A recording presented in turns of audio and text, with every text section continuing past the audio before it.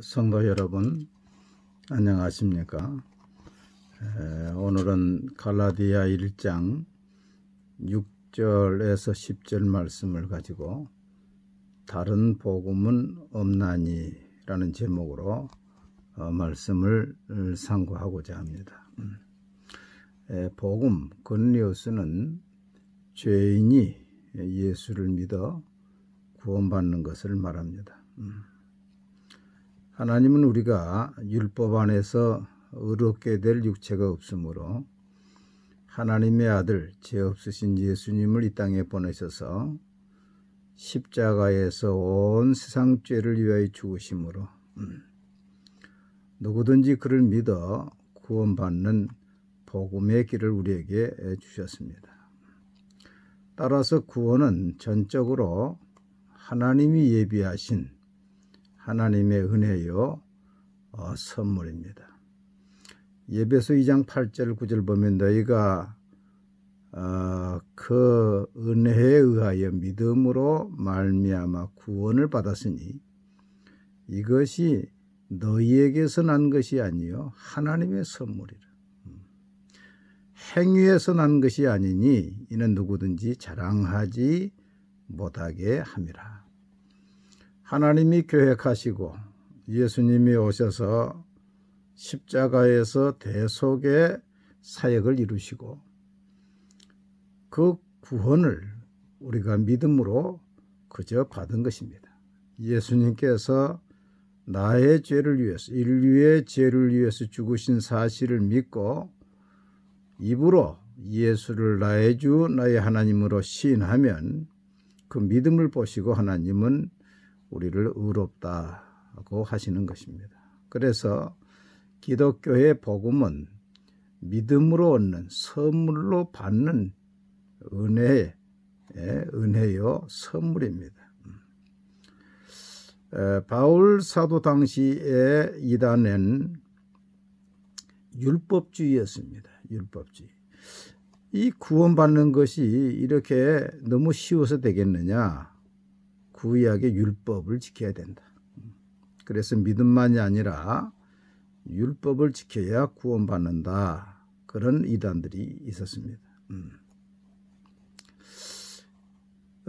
바울이 개척한 갈라디아 교회에 이러한 이단이 와서 율법을 지켜야 구원을 받는다고 전했을 때에 바울 사도는 단호하게 이렇게 말합니다. 다른 복음은 없나니 다만 어떤 사람들이 교란하여 그리스도의 복음을 변하게 하려 함이라. 그러나 우리나 혹은 하늘로부터 온 천사라도 우리가 너희에게 전한 복음 외에 다른 복음을 전하면 저주를 받을지어다. 우리가 전에 말하였거니와 내가 지금 다시 말하노니 만일 누구든지 너희가 받은 것 외에 다른 복음을 전하면 저주를 받을지어다. 재차 3차 강조하고 있는 것입니다. 율법으로 하나님 앞에 의롭다 함을 얻을 육체가 없다고 성경은 말씀했습니다. 율법은 정죄의 법입니다. 그래서 하나님께서 십계명을 주시고 나 외에 다른 신을 두지 말라. 너를 위하여 새긴 우상을 만들지 말고 절하지 말라. 내 이름을 망령되이 부르지 말라. 안식일을 기억하여 거룩히 지키라. 내 부모를 공경하라. 그 외에도 많은 계명이 있습니다. 유대인들은 이 계명을 613가지 계명이라고 그렇게 말을 하고 있습니다. 하나님께서 이 율법을 주신 것은 우리가 죄인인 것을 알게 하려 하신 것입니다. 로마서 3장 19절 보면 우리가 알거니와 무릇 율법이 말하는 바는 율법 아래에 있는 자들에게 말하는 것이니 이는 모든 입을 막고 온 세상으로 하나님의 심판 아래에 있게 하려 함이라. 입을 막는다는 말은 나는 죄가 없습니다. 나는 깨끗합니다. 그렇게 말을 하지 못하도록 그 계명을 하나님이 주셔서 그 계명에 이제 다 사람들이 이제 죄인으로 고백을 할 수밖에 없도록 하나님이 만드셨다는 것입니다. 만일 우리가 죄 없다고 하면 스스로 속이는 것이고 하나님을 거짓말하는 자라고 성경은 말하고 있습니다. 그렇기 때문에 이 율법 안에서는 한 사람도 나는 죄가 없다, 나는 의롭다 할 수가 없는 것입니다. 유대인들은 이 율법 안에서 구원을 받으려고 하다가 로마서 9장 32절 보면 믿음을 의지하지 않고 행위를 의지함으로 부딪힐 돌에 부딪혔느니라. 네. 율법 안에서 구원받을 죄가 없는 것입니다. 지금도 율법 안에서 구원받으려고 하는 사람들이 있습니다만은 그것은 되지 않은 일을 하려고 하는 것입니다. 이렇게 자신이 죄인인 줄을 안 사람은 그 죄를 해결할 뿐, 그 죄를 위해 죽으신 예수님을 찾게 됩니다. 그래서 율법은 우리를 예수님께로 인도하는 초등교사라.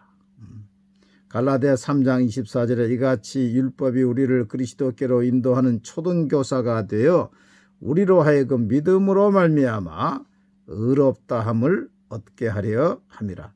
마치 병원에서 진단을 받은 병명을 안 환자는 이제 치료를 받기 위해서 또 수술을 받든지 또 치료하는 의사를 찾게 되는 것처럼 내가 죄인인 것을 아는 사람은 그 죄를 사함받아서 이제 하나님의 자녀가 되는 길을 찾게 되는 것입니다. 그래서 우리의 죄를 위해 죽으신 예수 그리스도를 나의 주 나의 하나님으로 고백하고 구원을 받게 되는 것입니다. 이것이 복음이요 하나님의 뜻인데 이미 유대인들도 실패한 율법 안에서 의롭다함을 얻는다는 이 다른 복음을 갈라디아 교인들이 듣고 따라가자 바울은 단호히 다른 복음은 없나니 우리나 하늘로부터 온 천사라도 다른 복음을 전하면 저주를 받을지어다 했습니다. 여러분 다른 복음은 없습니다. 예수를 믿어 구원받는 것이 이것이 복음입니다.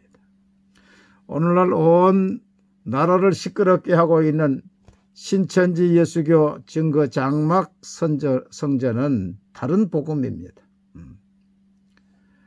우선 신천지라는 말 자체가 잘못된 것입니다.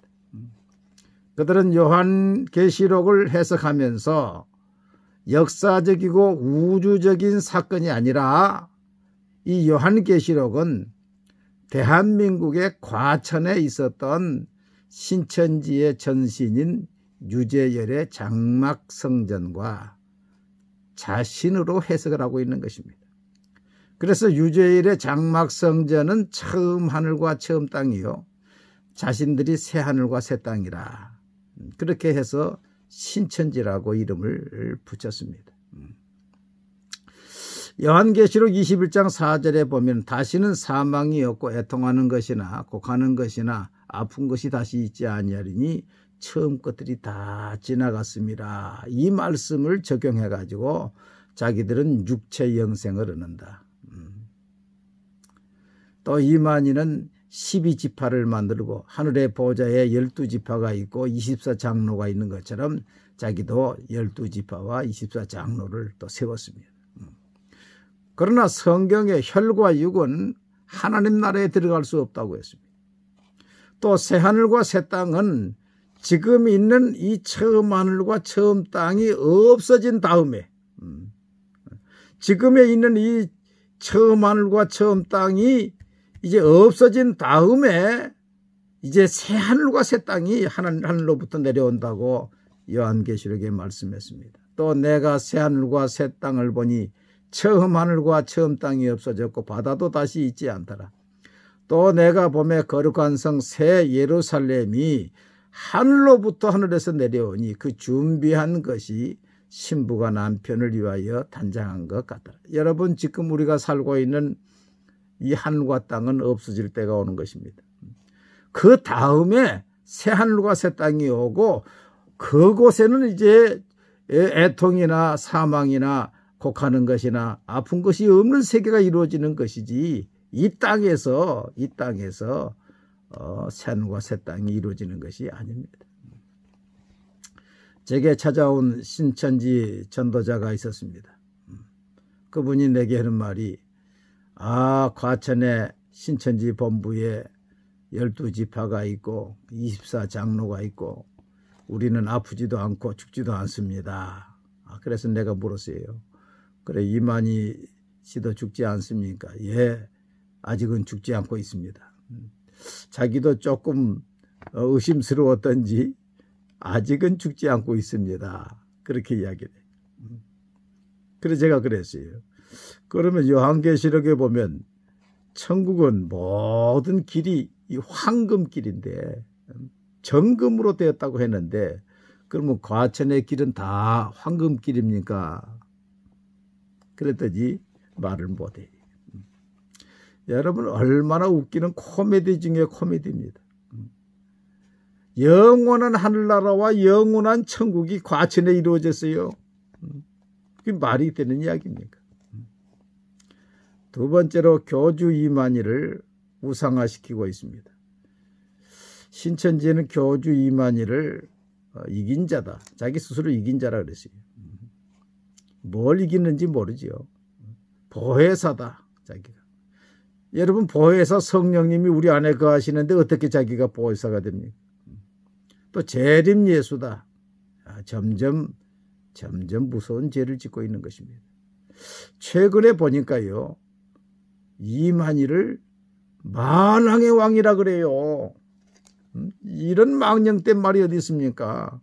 만왕의 왕 이만희 선생님이 오십니다. 이만희 총회장이 오십니다. 그러고 앉았어요. 이제 거의 막다른 골목에 이제 다다른 것입니다. 이만희는 이미 결혼을 했습니다. 그러나 신도 김남희를 이제 유혹해가지고 자신을 총각이라고 속이고, 이미 남편과 자녀가 있는 사람을 당신은 하나님이 맺어준 평생 배필이다. 나와 결혼하지 않으면 당신과 남편은 죽고 지옥 간다. 협박해가지고 자기의 첩으로 삼고 12년 동안 살다가 최근 김남희 씨가 탈퇴하여 이만희의 사기 행각을 폭로하고 재산을 돌려달라고 소송을 하고 있습니다. 김남희 씨가 발표한 이남희 씨의 그 음성 녹음을 들어보면, 여보, 다 내가 잘못했으니 돌아와요. 우리 이러지 맙시다. 여러분, 성령님 보혜사 만왕의 왕이 한 여인을 속이고 가정을 파괴하고 불륜을 저지르고 그리고 잘못했다고, 이게 이긴 자가 할 일이고 보혜사가 할 일입니까, 여러분? 김남희 씨는, 이만희는 하나님도 아니고 거짓말장이고 돈만 하는 종교 사기꾼이라고 그랬어요.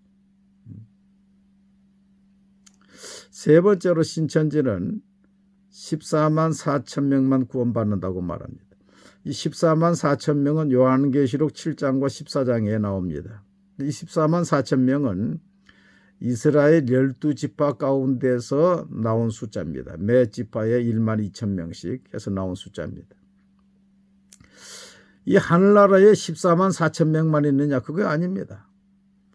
요한계시록 7장 9절로 10절을 보면, 이 일 후에 내가 보니 각 나라와 족속과 백성과 방언에서 아무도 능히 있을 수 없는 큰 무리가 나와 흰옷을 입고 손에 종려가지를 들고 보좌 앞과 여호와 앞에서 큰 소리로 외쳐 이르되,